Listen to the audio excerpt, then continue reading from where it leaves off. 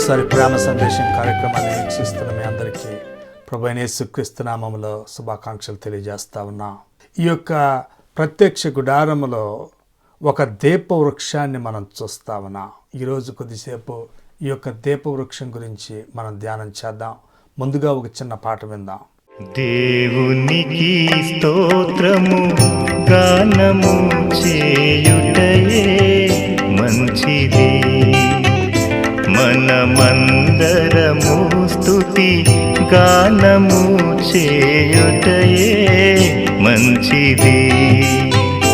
దేవునికి స్తోత్రము గానము చేయుటయే మంచిది, మనమందరము స్తుతి గానము చేయుటయే మంచిది.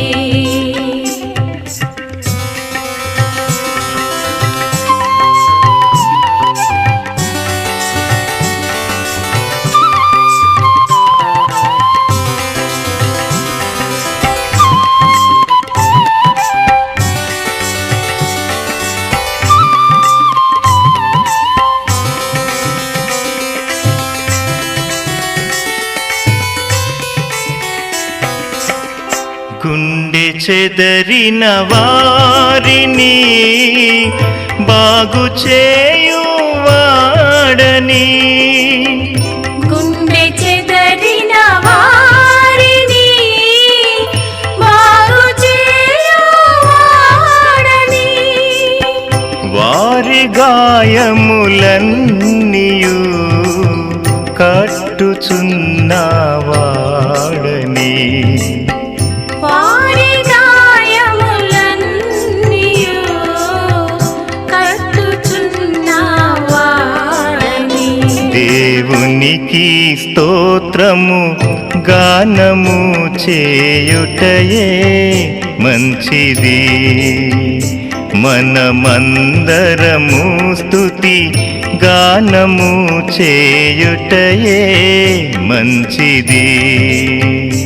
దేవునికి స్తోత్రము గానము చేయుటయే మంచిది, మనమందరము స్తుతి గానము చేయుటయే మంచిది.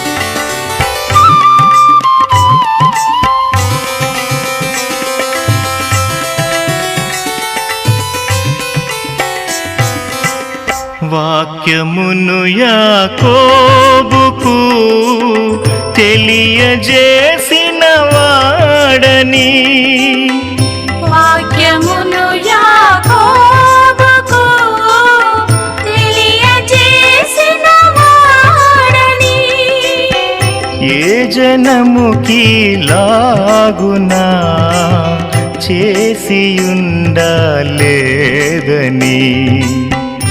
ఏ జనముకి లాగునా చేసియుండలేదని. దేవునికి స్తోత్రము గానము చేయుటయే మంచిది, మనమందరము స్తుతి గానము చేయుటయే మంచిది. ముందుగా ఒక చిన్న ప్రార్థన చేసుకుందాం.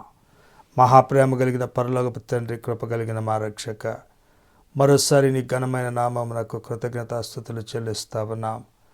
మా జీవితాల్లో నీ యొక్క కృపను బట్టి మరొక దినాన్ని మీరు అనుగ్రహించి నీ యొక్క వాక్యాన్ని ధ్యానం చేసేటటువంటి అవకాశాన్ని ఇచ్చినందుకు మీకు వందనాలు, స్తుతులు చెల్లిస్తా ఉన్నాం. ఈ యొక్క ప్రత్యక్ష గుడారంలో దీపవృక్షం దగ్గర నీ యొక్క వెలుగును నాయన మాకు చూపించండి. నీ యొక్క వాక్యంలో నుండి అనేక సంగతులు మేము నేర్చుకొని ఆ యొక్క వెలుగులో మా యొక్క జీవితాలను సరిచేసుకొని నీకు మరింత సన్నిహితంగా జీవించేవారిగా మమ్మల్ని చేయండి. అనేక మంది ఉత్తరాలు, ఈమెయిల్ రాశారు. వారి యొక్క ఆరోగ్య సమస్యలు, ఆర్థిక సమస్యలు, కుటుంబ సమస్యల గురించి రాశారు. నాయన మరి నీ యొక్క గుప్పిలు విప్పి వారికి సహాయం చేయవలసిందిగా, వారి యొక్క శరీరాలను ముట్టి స్వస్థపరచవలసిందిగా, వారి యొక్క ఆర్థిక అవసరాలు తీర్చవలసిందిగా ప్రార్థన చేస్తా ఉన్నాము. మమ్మల్ని యొక్క కృప కలిగిన హస్తములకు అప్పచెప్పుకొనుచు మా ప్రభువును రక్షకుడైనటువంటి యేసుక్రీస్తు నామములో వేడుకొనుచు ప్రార్థిస్తున్నాము తండ్రి. ఆమెన్. ఈ యొక్క ప్రత్యక్ష గుడారములో మనము ఒక మందిరాన్ని చూస్తా ఉన్నాం. ఈ మందిరములో పరిశుద్ధ స్థలము, అతి పరిశుద్ధ స్థలము అని 2 భాగాలు మనకు కనిపిస్తూ ఉన్నాయి. ఈ యొక్క పరిశుద్ధ స్థలములో 3 వస్తువులు ఉన్నాయి: రొట్టెల బల్ల, ధూపవేదిక, దీపవృక్షం. ఈరోజు కొద్దిసేపు మనం దీపవృక్షం గురించి ధ్యానం చేద్దాం. నిర్గమాకాండం 25వ అధ్యాయంలో మీరు చూడండి, 31వ వచనం. మరియు నీవు మేలిమి బంగారుతో దీపవృక్షమును చేయవలెను, నకిషీ పనిగా ఈ దీపవృక్షము చేయవలెను, దాని ప్రకాండమును దాని శాఖలను నకిషీ పనిగా చేయవలెను, దాని కలశములు, దాని మొగ్గలు, దాని పువ్వులు దానితో ఏకాండమై ఉండవలెను. దీపవృక్షం యొక్క ఒక ప్రక్క నుండి 3 కొమ్మలు, దీపవృక్షం యొక్క 2వ పక్క నుండి 3 కొమ్మలు, అనగా దాని ప్రక్కల నుండి 6 కొమ్మలు నిగుడవలెను.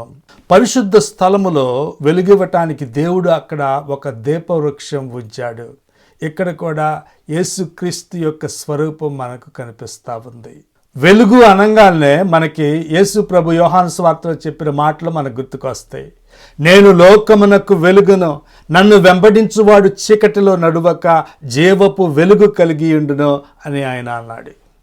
వెలుగు లేకుండా మనం జీవించలేం. మనమే కాదు, జంతువులు, చెట్లు ఏవి జీవించలేవు. అందుకని దేవుడు అన్నిటికంటే ముందుగా వెలుగును సృష్టించాడు. ఆదికాండం 1వ అధ్యాయంలోనే మనం చదువుతాం. ఆది యందు దేవుడు భూమి ఆకాశములను సృజించెను, భూమి నిరాకారముగాను శూన్యముగాను ఉండెను, చీకటి అగాధ జలముల పైన కమ్మి ఉండెను, దేవుని ఆత్మ జలముల పైన అల్లాడుచుండెను. దేవుడు వెలుగు కమ్మని పలుకగా వెలుగు కలిగెను. వెలుగు మంచిదైనట్టు దేవుడు చూచెను. దేవుడు వెలుగును చీకటిని వేరుపరిచెను. కాబట్టి చీకటి అగాధ జలముల పైన కమ్మి ఉన్నప్పుడు దేవుని ఆత్మ జలముల మీద అల్లాడేటప్పుడు దేవుడు ఏమన్నాడంటే వెలుగు కలుగునుగాక. అప్పుడు వెలుగు సృష్టించబడింది. దేవుడు మొదటిగా వెలుగును సృష్టించాడు. ఎందుకంటే వెలుగు లేకుండా ఏ జీవి మనుగడ సాగించలేదు. వెలుగు లేకుండా మనం దేన్ని చూడలేం. ఒక వస్తువు వైపు మనం చూసినప్పుడు ఆ వస్తువు మీద పడినటువంటి వెలుగు మన కంటిలోకి ప్రవేశించినప్పుడే ఆ వస్తువు స్వరూపం మనం చూడగలుగుతాం. కొన్ని కోట్ల మైళ్ళ దూరంలో ఉన్నటువంటి నక్షత్రాలు, గ్రహాలు మనం చూడగలుగుతున్నాం. ఎందుకంటే ఆ యొక్క కాంతి మన దగ్గరికి వస్తూ ఉంది. అంతరిక్షంలో ఉన్నటువంటి ఆ నక్షత్రాలకి, గ్రహాలకి, మనకి మధ్యలో ఉన్నటువంటి దూరాన్ని ఈరోజున మనం కాంతి సంవత్సరాల్లో కొలుస్తూ ఉన్నాం.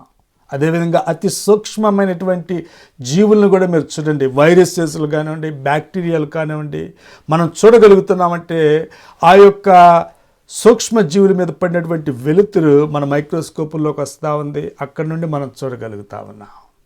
చూడటం అనే కాకుండా ఈ యొక్క వెలుగు లేకుండా మనకు ఆహారం కూడా ఉండదు. చెట్లన్నింటిలో ఫోటోసింథసిస్ జరుగుతూ ఉంది.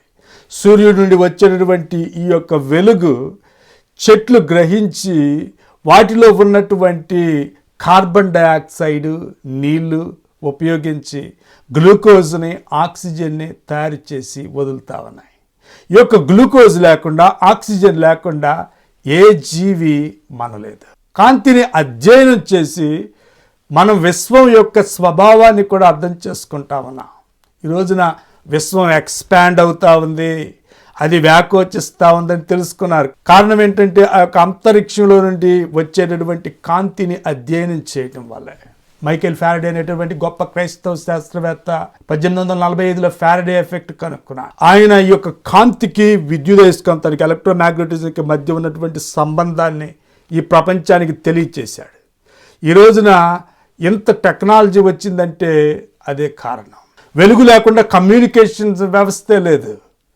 వెలుగు లేకుండా ఫోటోలు తీయలేం, వీడియోలు తీయలేం, రేడియోలు కానివ్వండి, టీవీలు కానివ్వండి, సెల్ ఫోన్లు కానివ్వండి, ఇవన్నీ పనిచేస్తా ఉన్నాయంటే వెలుగే కారణం. సమాచారం మొత్తం వెలుగు మాధ్యమంగా అది పనిచేస్తూ ఉంది. దేవుడు కూడా ఆయన యొక్క సమాచారాన్ని యేసుక్రీస్తు అనేటటువంటి వెలుగు మాధ్యమంగా ఈ యొక్క మానవాళికి ఆయన అనుగ్రహించాడు. నోబెల్ బహుమానం పొందినటువంటి మొదటి భారతీయ శాస్త్రవేత్త సివి రామన్. ఆయన రామన్ ఎఫెక్ట్ కనుక్కున్నాడు. ఒక వస్తువు గుండా ప్రసరించినటువంటి వెలుగును అధ్యయనం చేస్తే ఆ వస్తువు యొక్క స్వభావం మనం తెలుసుకోవచ్చు అన్నాడు. అందుకని సివి రామన్ గారికి నోబెల్ బహుమానం ఇచ్చారు. ఒక వస్తువులో ఏముందో కాంతి బయట పెడతా ఉంది. ఒక వస్తువు యొక్క స్వభావాన్ని కూడా కాంతి మనకి తెలియజేస్తుంది అని ఆయన తెలియజేశాడు. దేవుని వెలుగు కూడా మన హృదయాల్లో ఏముందో అది బయట పెడతా ఉంది. అన్నిటి స్వభావాన్ని వెలుగు బయట పెడుతున్నప్పుడు వెలుగు యొక్క స్వభావం ఏంటి? వెలుగు యొక్క స్వభావం అర్థం చేసుకోవటానికి గొప్ప గొప్ప శాస్త్రవేత్తలు జుట్టు పీక్కున్నారు. సర్ ఐజాక్ న్యూటన్ చాలా గొప్ప సైంటిస్ట్. న్యూటన్ గారు ఆ యొక్క ప్రిజం తీసుకొని కాంతిని స్టడీ చేశాడు. సూర్యుడి కాంతిలో 7 రంగులు ఉన్నాయని ఆయన తెలియచేశాడు. 7 అంటే సంపూర్ణతకు చిహ్నంగా ఉంది. యేసుక్రీస్తు దేవుని యొక్క సంపూర్ణమైన వెలుగుగా మనకు ఉదయించాడు. వెలుగు కణాలుగా ఉందా లేకపోతే అది తరంగాలుగా ఉందా అన్న ప్రశ్న శాస్త్రవేత్తలను ఎంతో శోధించింది. కాంతి యొక్క స్వభావాన్ని ప్రపంచానికి తెలియజేశాడు ఆల్బర్ట్ ఐన్స్టీన్. అందుకనే ఆయనకి నోబెల్ బహుమానం ఇచ్చారు. చివరికి ఐన్స్టీన్ ఏమన్నాడంటే వెలుగు ద్వంద్వ స్వభావాన్ని కలిగి ఉంది. అంటే అది కణ స్వభావం, పార్టికల్స్ లాగా ఉంది. అదేవిధంగా తరంగ స్వభావం, వేవ్ ఫార్మ్స్, ఈ రెండింటిని కలిగి ఉంది అన్నాడు. మనకు వెలుగైనటువంటి యేసుక్రీస్తు కూడా ఆయన ద్వంద్వ స్వభావాన్ని కలిగి ఉన్నాడు. కణం దేవుడిగా ఆయన ప్రత్యేక వ్యక్తిగా ఉన్నాడు. మానవుడిగా ఒక తరంగంలాగా ఆయన మనుషులతో కలిసిపోయాడు. ఐన్స్టీన్ అనగానే మనకి E=mc² అనే సిద్ధాంతం గుర్తుకు వస్తూ ఉంటుంది. విశ్వం యొక్క అతి ముఖ్యమైనటువంటి రహస్యాన్ని ఆయన పరిణామ సిద్ధాంతంతో బయటపెట్టాడు. ఇక్కడ E=mc² అంటే అంటే శక్తి, ఎనర్జీ. ఆ యొక్క శక్తి ఆ వస్తువు యొక్క ద్రవ్యం. ద్రవ్యం అంటే డబ్బులని కాదు, ఇక్కడ ద్రవ్యం అంటే మ్యాటర్. ఆ వస్తువులో ఉన్నటువంటి యాటమ్స్ అన్నమాట. ఆ యొక్క మ్యాటర్. అక్కడ C అంటేనేమో కాంతి వేగం. విశ్వంలో ఉన్నటువంటి ప్రతి వస్తువు యొక్క ఉనికి, శక్తి కాంతి వేగం మీద ఆధారపడి ఉంది. అదేవిధంగా విశ్వంలో ఉన్నటువంటి ప్రతి వస్తువు, వ్యక్తి యేసు ప్రభు మీద ఆధారపడి ఉన్నాడు. సమస్తమును ఆయన మూలముగా కలిగి ఉన్నదేది ఆయన లేకుండా కలుగలేదు. ఆయనలో జీవముండెను, ఆ జీవము మనుష్యులకు వెలుగయ్యుండెను. ఆ వెలుగు చీకటిలో ప్రకాశించుచున్నది కానీ చీకటి దాన్ని గ్రహింపకుండెను అని యోహాను సువార్త 1వ అధ్యాయంలో మనం చదువుతా ఉన్నాం. కాబట్టి ఈ యొక్క వెలుగుగా యేసుక్రీస్తు ప్రభువు ఇక్కడ మనకు ప్రత్యక్ష గుడారంలో కనిపిస్తా ఉన్నాడు. నిజమైన వెలుగు ఉండెను, అది లోకములోనికి వచ్చుచు ప్రతి మనుష్యుని వెలిగించుచున్నది. ప్రతి మనుష్యుని వెలిగించే వెలుగుగా యేసుక్రీస్తు ఈ లోకంలోకి వచ్చాడు. 1949వ సంవత్సరంలో వెర్మాంట్ రాయిస్టర్ అనేటువంటి జర్నలిస్ట్ యేసు ప్రభువు ఎలా ఈ యొక్క భూలోకంలో వెలుగుగా వచ్చాడో ఆయన రాశాడు. అన్ని వైపులా బానిసత్వం, అణచివేత కొనసాగుతోంది. కైసరు స్నేహితులకు తప్ప ఎవరికి స్వాతంత్రం లేదు. కైసరుకు ఊడిగం చేయటానికి తప్ప మనిషికి ఉన్న విలువ ఏమిటి? భిన్నంగా ఆలోచించేవారు, భిన్నంగా కనబడేవారు హింసించబడ్డారు. రోము నుండి వచ్చిన వాళ్ళు తప్ప మిగిలిన జాతుల వారు హీనంగా చూడబడ్డారు. ఆ రోజుల్లో మనిషి ప్రాణాలకు ఏమాత్రం విలువ లేదు. బలం ఉన్నవాడిదే రాజ్యం. ఆ చీకటి రోజుల్లో అకస్మాత్తుగా ఈ ప్రపంచంలోకి గలిలయ ప్రాంతంలో నుండి వెలుగు వచ్చింది. కైసరువి కైసరుకు, దేవునివి దేవునికి ఇవ్వండి అని ఆయన చెప్పాడు. గలిలయ నుండి వచ్చిన ఆ స్వరం కైసరు చక్రవర్తిని అడ్డుకుంది. ప్రతి వ్యక్తి దేవునికి తప్ప ఇంకెవ్వరికి మొక్కని సరికొత్త సామ్రాజ్యాన్ని ఆయన సృష్టించాడు. లోకంలోకి వచ్చిన ఆ వెలుగును చూచి కొంతమంది చీకటి వ్యక్తులు భయపడ్డారు. తమ నాయకులే తమను రక్షిస్తారని నమ్మి వారు పొరబడ్డారు.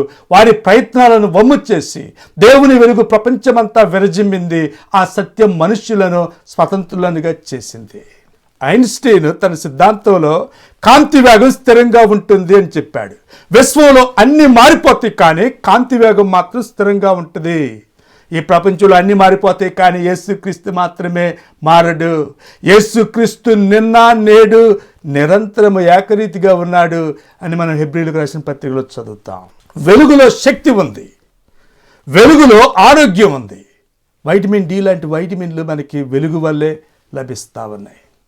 మీకు నీతి సూర్యుడు ఉదయించును, అతని రెక్కలు ఆరోగ్యము కలిగించేయును అని మలాకి గ్రంథంలో చదువుతా ఉన్నా. కాంతిలో ఆనందం కూడా ఉంది. డిప్రెషన్ ఉన్నప్పుడు బ్రైట్గా ఉండే గదుల్లో ఉండు అని మనం చెబుతాం. ఎందుకని? చీకట్లో డిప్రెషన్ పెరిగిద్దే తప్ప అది తగ్గదు. కాబట్టి వెలుగు లేకపోతే దేన్ని చూడలేం. వెలుగు లేకపోతే చూపు లేదు, జీవం లేదు, ఆహారం లేదు, ఆరోగ్యం లేదు, ఆనందం లేదు. ఆ వెలుగులో యేసు ప్రభు మనకు కనిపిస్తా ఉన్నాడు. పొదలో ఒక వెలుగుగా దర్శనం అనుగ్రహించి దేవుడు మోషేను ఇశ్రాయేలీయులకు ఒక నాయకుడిగా అనుగ్రహించాడు. దమస్కు నగరానికి వెళ్తున్నటువంటి సౌలును ఆ యొక్క గొప్ప వెలుగుగా యేసు ప్రభు ప్రత్యక్షమయ్యాడు. ప్రపంచ చరిత్ర మారిపోయింది. పోయినసారి నేను లండన్ వెళ్ళినప్పుడు అక్కడ వెస్ట్ మినిస్టర్ యాబీ అనేటటువంటి మందిరానికి నేను వెళ్ళాను. అక్కడ ఇంగ్లాండ్ దేశాన్ని పరిపాలించినటువంటి గొప్ప గొప్ప చక్రవర్తులు, రాణులు, ప్రధానమంత్రులు, సైంటిస్టులు ఆ యొక్క సమాధులు అక్కడ ఉన్నాయి. వాటి మధ్యలో నాకు డేవిడ్ లివింగ్స్టన్ గారి సమాధి కనపడింది. డేవిడ్ లివింగ్స్టన్ గారు ఒక గొప్ప మిషనరీ. ఆయన సమాధి మీద రాయబడినటువంటి మాటలు చదివాను.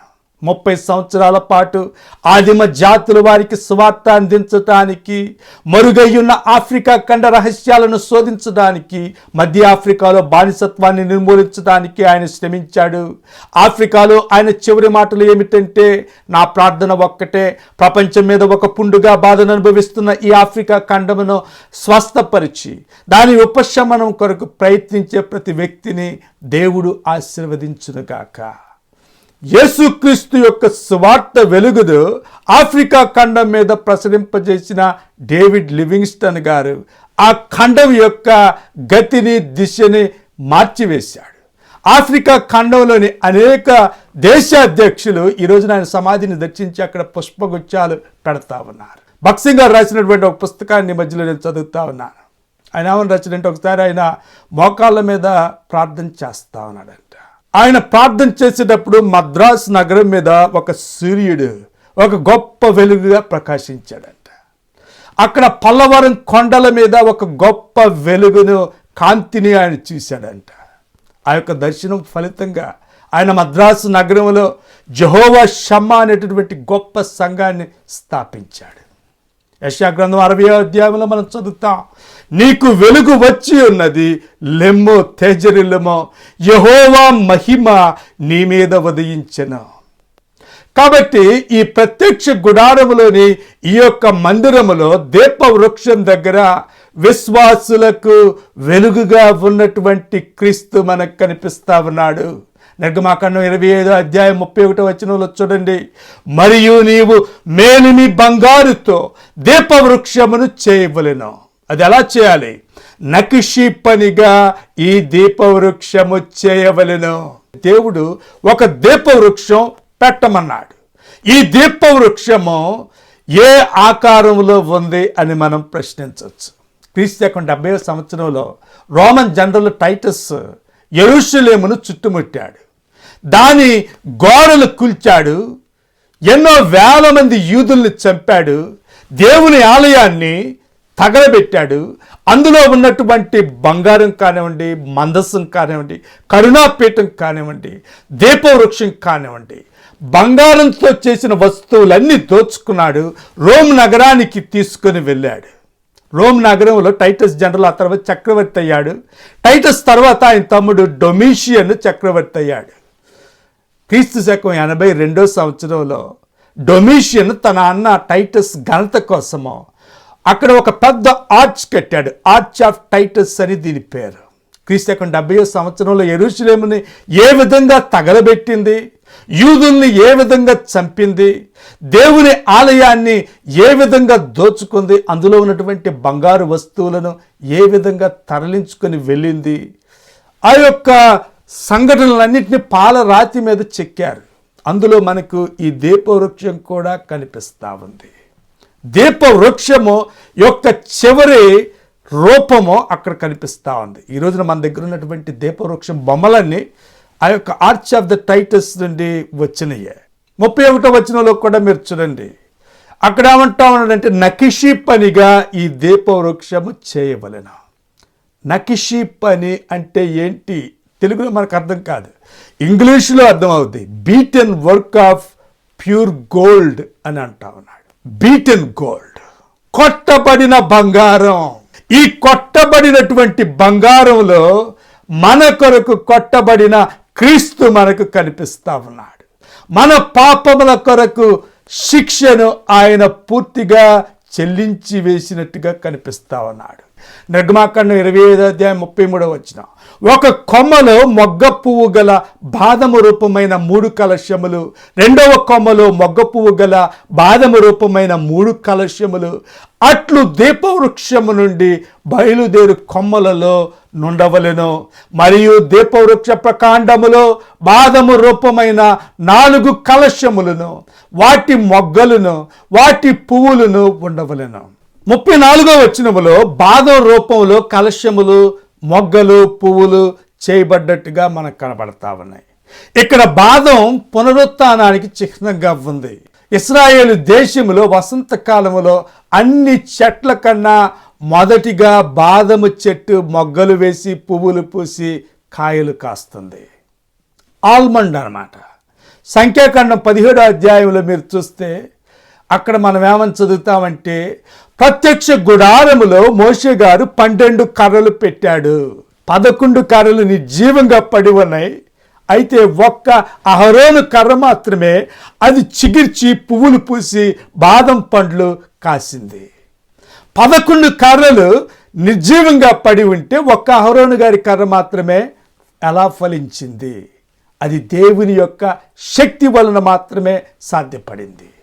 యేసు ప్రభు యొక్క పునరుత్థానం కూడా దేవుని యొక్క శక్తి వలన అది కలిగింది.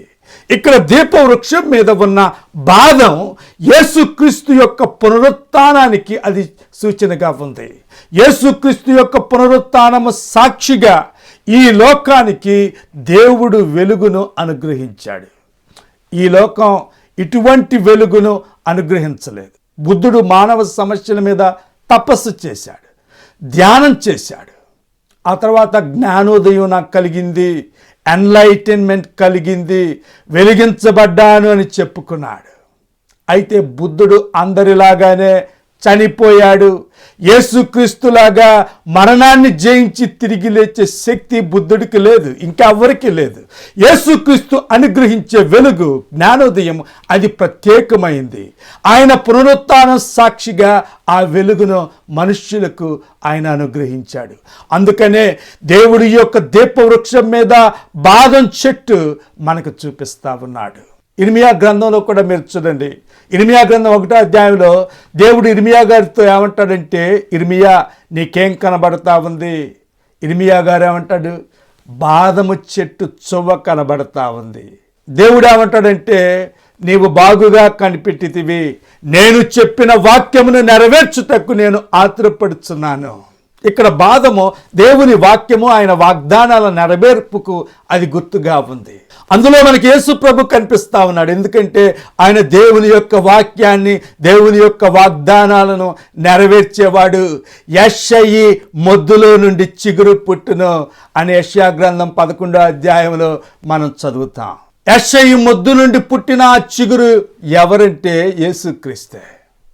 కాబట్టి ఈ దీపవృక్షం మీద ఉన్న బాదము, మొగ్గలు, పువ్వులు యేసు ప్రభు యొక్క పునరుత్థానాన్ని, ఆయనలో నెరవేరినటువంటి దేవుని వాగ్దానాలని అవి సూచిస్తా ఉన్నాయి. ఆ తర్వాత 37వ వచనంలో కూడా మీరు చూడండి, నీవు దానికి 7 దీపములను చేయవలెను, దాని ఎదుట వెలిగించున్నట్లు దాని దీపములను వెలిగింపవలెను. ఇక్కడ 7 దీపాలు మనం చూస్తా ఉన్నాం. ఈ దీపాలు పరిశుద్ధాత్మని సూచిస్తా ఉన్నాయి. ఈ బాదం పువ్వుల మీద దీపాలు పెట్టబడ్డాయి. అదేవిధంగా యేసుక్రీస్తు పునరుత్థానం ఆధారంగా పరిశుద్ధాత్ముడు ఈ లోకంలోకి వచ్చాడు. ఈ దీపాలు, ఈ దీపవృక్షం ఆధారంగా నిలబడ్డాయి. పరిశుద్ధాత్మ పరిచర్య కూడా యేసుక్రీస్తు యొక్క పరిచర్య మీద అది నిలబడింది. యోహాను సువార్త 14వ అధ్యాయంలో యేసు ప్రభు ఏమంటాడంటే, నేను తండ్రిని వేడుకొందును, మీ యొద్ద ఎల్లప్పుడూ నుండుటకై ఆయన వేరొక ఆదరణకర్తను అనగా సత్య స్వరూపియగు ఆత్మను మీకు అనుగ్రహించును. యోహాను సువార్త 15:26 ఏమంటాడంటే, తండ్రి యొద్ద నుండి మీ యొద్దకు నేను పంపబోవు ఆదరణకర్త అనగా తండ్రి యొద్ద నుండి బయలుదేరు సత్య స్వరూపి అయిన ఆత్మ వచ్చినప్పుడు ఆయన నన్ను గురించి సాక్ష్యమిచ్చును. ఆ తర్వాత మీరు చూస్తే ఈ దీపవృక్షం మీద 7 దీపాలు మనం చూస్తా ఉన్నాం. ప్రకటన గ్రంథం 1వ అధ్యాయంలో దేవుని సింహాసనం ఎదుట 7 ఆత్మలు మనకు కనిపిస్తా ఉన్నాయి. 7 బైబిల్లో సంపూర్ణతకు చిహ్నంగా ఉందని ఇంతకు ముందు మనం చెప్పుకున్నాం. ఇక్కడ 7 దీపాలు పరిశుద్ధాత్మ యొక్క పరిపూర్ణమైన పరిచర్యను సూచిస్తా ఉన్నాయి. Sufficiency of Holy Spirit. ఇంతకుముందు మనం రొట్టెల బల్ల గురించి చెప్పుకున్నప్పుడు సఫిషియన్సీ ఆఫ్ క్రైస్ట్ గురించి మనం చెప్పుకున్నాం. ఇక్కడ దీపస్తంభం దగ్గర మనకి సఫిషియన్సీ ఆఫ్ హోలీ స్పిరిట్ కనిపిస్తూ ఉంది. పరిశుద్ధాత్మ అంటే ఎవరో మన తల మీద చేయి పెట్టి ప్రార్థన చేస్తేనో లేకపోతే నూనె రాస్తేనో వచ్చేది కాదు. పరిశుద్ధాత్మ ఒక వ్యక్తి, దైవిక త్రిత్వములో ఆయన ఒక వ్యక్తి అని మనం గుర్తించాలి. ఆయన 100% వస్తా ఉన్నాడు. నేను మీ ఇంటికి వస్తే 100% వస్తానే తప్ప 50% రాను, 25% రాలేను. నేను వస్తే మీ ఇంట్లోకి 100% వచ్చినట్టే. అదేవిధంగా పరిశుద్ధాత్ముడు మన జీవితంలోకి వచ్చినప్పుడు ఆయన 100%, 100% వస్తా ఉన్నాడు. పరిశుద్ధాత్మను పంపుదేవా అని ఈ రోజున మనం పాటలు పాడాల్సిన అవసరం లేదు, ప్రార్థనలు చేయాల్సిన అవసరం లేదు. ఎందుకంటే పరిశుద్ధాత్ముడు విశ్వాసులమైన మనలోనే మనం రక్షణ పొందినప్పుడే ఆయన మనలోకి వస్తా ఉన్నాడు. ఇక ఎప్పుడు మనల్ని విడిచి వెళ్ళడు. అంధకారములో నుండి వెలుగు ప్రకాశించునుగాక అని పలికిన దేవుడే తన మహిమను గూర్చిన జ్ఞానము యేసుక్రీస్తునందు వెల్లడిపరచుటకు మా హృదయములలో ప్రకాశించును. For God who commanded the light to shine out of darkness hath shined in our hearts to give the light of the knowledge of the glory of God in the face of Jesus Christ. యేసుక్రీస్తు యొక్క ముఖములో దేవుడు తన యొక్క వెలుగును మనకు అనుగ్రహించాడు. ఆ వెలుగు దగ్గరకు మీరు రావాలన్నదే నేటి మా యొక్క ప్రేమ సందేశం. దేవునికి స్తోత్రము గానము చేయుటయే మంచిది, మనమందరము స్తుతి గానము చేయుటయే మంచిది. దేవునికి